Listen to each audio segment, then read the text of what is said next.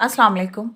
आज बच्चों हम लास्ट क्वांटम नंबर पढ़ेंगे और वो कौन सा क्वांटम नंबर है? Spin quantum number. ठीक है, तो स्पिन क्वांटम नंबर पढ़ने से पहले एज यूजुअल हम बेसिक देखेंगे कि स्पिन क्वांटम नंबर को क्यों डिस्कस किया जा रहा है यहाँ पे। ठीक है, किसी भी एटम के ऑर्बिट्स ड्रॉ कर लें। ठीक है, फर्स्ट शेल में 2 इलेक्ट्रॉन, अगले शेल में 8 इलेक्ट्रॉन, 8 और 2 10 और लास्ट शेल में 1 इलेक्ट्रॉन। अच्छा, यहाँ पे हमारा मेन कंसर्न सोडियम को डिस्कस करना नहीं है, हमारा मेन कंसर्न ऑर्बिट के अंदर इलेक्ट्रॉन्स को देखना है। ठीक, अगर आप सेकंड शेल सोडियम का देखो, अगर सिर्फ इसी को हम लोग लिखें,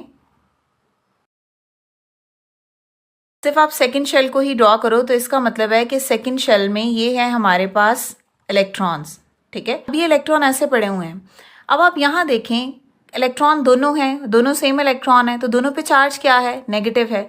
क्वेश्चन ये आता है कि जब दोनों पे चार्ज नेगेटिव है तो एक शेल के अंदर दोनों इलेक्ट्रॉन ऐसे कैसे प्रेजेंट हैं? ठीक है, क्वेश्चन क्या है कि जब ये भी नेगेटिव है, देखो ये भी नेगेटिव है इलेक्ट्रॉन और ये भी नेगेटिव है इलेक्ट्रॉन, चार्ज दोनों पे नेगेटिव है ना, तो जब दो सेम चार्जेस हैं वो तो रिपेल करते हैं एक दूसरे को, लेकिन उसके बावजूद ऑर्बिट के अंदर इलेक्ट्रॉन रिवॉल्व कर रहे होते हैं और वो उसमें प्रेजेंट होते हैं। तो स्पिन क्वांटम नंबर में बेसिकली हम ये पढ़ेंगे कि ये जो दो सेम चार्जेस वाले इलेक्ट्रॉन हैं ये कैसे ऑर्बिट के अंदर पाए जाते हैं। ठीक है, तो क्या आप लोगों ने पढ़ा हुआ है कि जब दो एटम्स एक दूसरे के करीब आते हैं बॉन्ड्स बनाने के लिए तो उन पे दो तरह की फोर्सेस होती हैं, एक होती है अट्रैक्टिव और दूसरी होती है रिपल्सिव। एक एटम के न्यूक्लियस और दूसरे एटम के इलेक्ट्रॉन के दरमियान फोर्स होगी अट्रैक्टिव और इलेक्ट्रॉन के दरमियान फोर्स क्या होगी? रिपल्सिव। अब जब दो एटम एक दूसरे के करीब आते हैं, जब उनमें अट्रैक्टिव फोर्सेस रिपल्सिव फोर्सेस पे डोमिनेंट आ जाएं, याद रखें एट अ टाइम दोनों फोर्सेस प्रेजेंट होती हैं, जब अट्रैक्टिव फोर्सेस डोमिनेट हो जाएगी तो उस केस में जाके बॉन्ड बनते हैं। ये बेसिक था जो हमने शुरू से पढ़ा हुआ है कि बॉन्ड कैसे बनते हैं। अट्रैक्टिव फोर्सेस अगर इंक्रीज हो भी रही हैं तो ऑर्बिट के अंदर जो इलेक्ट्रॉन प्रेजेंट हैं वो कैसे पाए जाते हैं? वो सेम चार्जेस के हैं, वो एक दूसरे को रिपेल क्यों नहीं करते?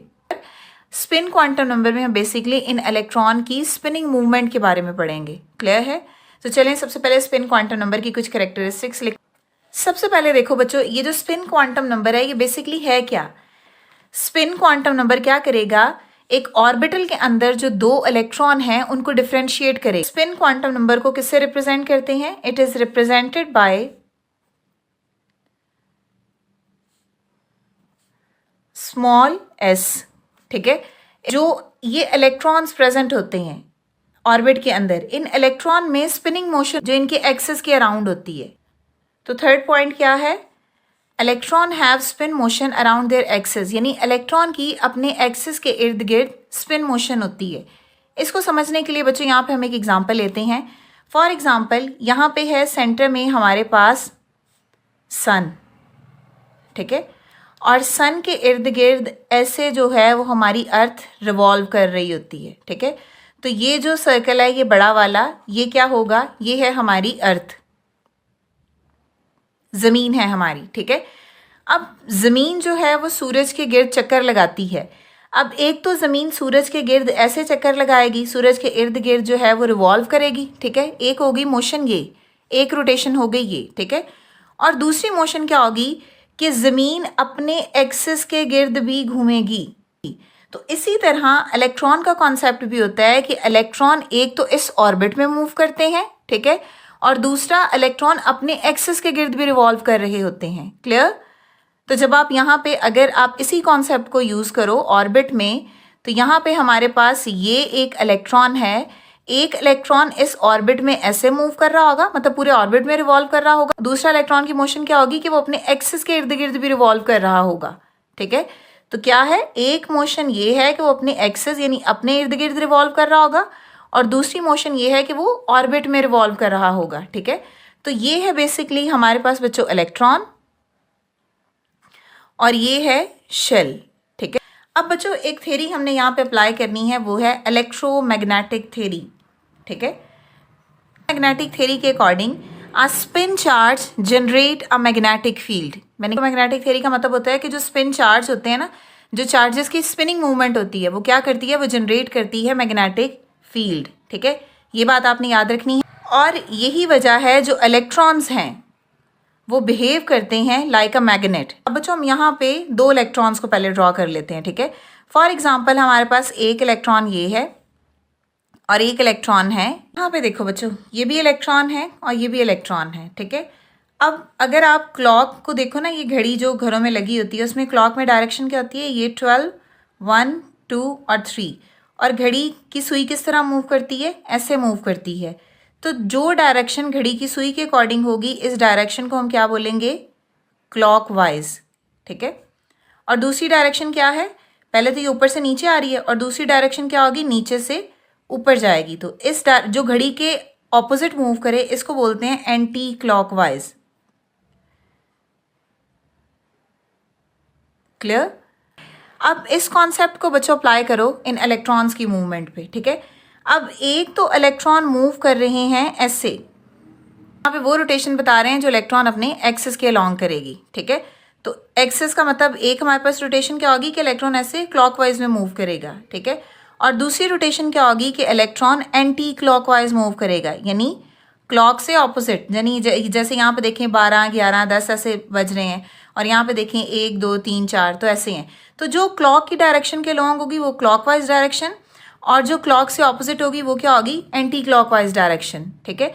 अब यहाँ पे देखो बच्चों, यहाँ पे जब क्लॉकवाइज डायरेक्शन है तो यहाँ पे ये है साउथ पोल और नीचे आएगा नॉर्थ पोल, ठीक है।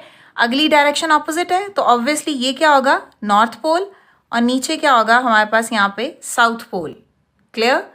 अब ये वाली डायरेक्शन कौन सी है, इसको हम बोलेंगे ये है क्लॉकवाइज डायरेक्शन, ठीक है। तो ये क्या है, क्लॉकवाइज रोटेशन है इसकी। अगर क्लॉकवाइज रोटेशन है तो इसका मतलब है हमारे पास एस की वैल्यू क्या होगी, +1/2, ठीक है। और +1/2 होगी, इसका मतलब है कि जो स्पिन है, स्पिन इज, अब स्पिनिंग को किससे शो करते हैं, कोई ना कोई साइन भी तो होगा।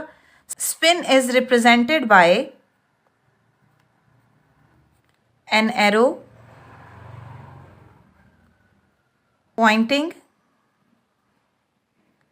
डाउनवर्ड। इलेक्ट्रॉन की स्पिन को किससे शो करते हैं, एक एरो होगा जिसको हम डाउनवर्ड लिखेंगे, जैसे फॉर एग्जांपल ये, ठीक है।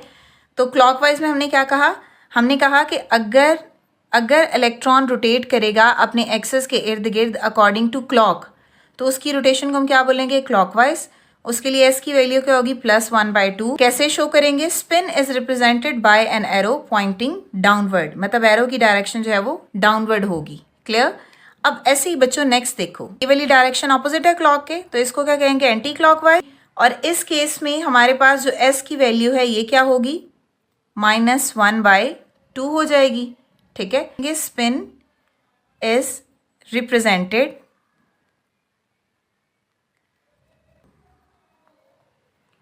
पॉइंटिंग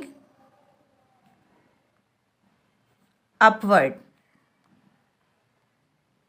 ठीक है। मतलब क्या, एरो की डायरेक्शन क्या होगी, ऐसे अपवर्ड, ठीक है, ऊपर की तरफ होगी। और यही वजह है कि जब हम इलेक्ट्रॉन की मूवमेंट लिखते हैं तो हम लोग उसको सर्कल में ऐसे लिखते हैं, ठीक है। तो ये है स्पिनिंग मूवमेंट ऑफ। देखो यहाँ पे डायरेक्शन कौन सी है, क्लॉकवाइज, और यहाँ पे डायरेक्शन कौन सी है, एंटी क्लॉकवाइज। और इस क्लॉक और एंटी क्लॉकवाइज रोटेशन की वजह से ये डेवलप करेंगे ऑपोजिट मैग्नेटिक फील्ड। यहाँ पे डायरेक्शन क्या है, साउथ टू नॉर्थ, और यहाँ पे क्या है, नॉर्थ टू साउथ।